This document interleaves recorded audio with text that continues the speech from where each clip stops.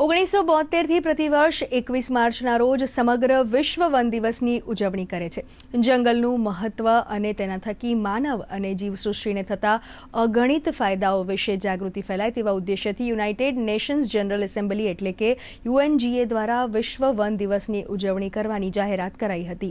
ત્યારે છોટાઉદેપુર જિલ્લા વન વિભાગ દ્વારા આજે પણ વિશ્વ વન દિવસની ઉજવણી કરાઈ હતી, જેમાં રેન્જ ફોરેસ્ટ ઓફિસર નિરંજન રાઠવા દ્વારા વન અને પર્યાવરણ પ્રેમીઓને વનના જતન અને સંવર્ધન માટે સંદેશ પાઠવી એક વૃક્ષ વાવવાની અપીલ કરાઈ હતી।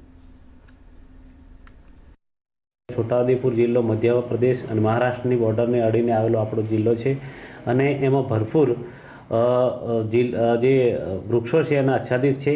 સમગ્ર જિલ્લો લગભગ હરિયાળો છે અને એમાં અનેકાનેક જે ખનિજ સંપદાઓ પણ આવેલી છે, વન્યજીવો વન્ય પ્રાણીઓ પણ આવેલા છે અને આ તમામની જે જાળવણી કરવાની છે એ માનવ જીવનને કરવી જોઈએ।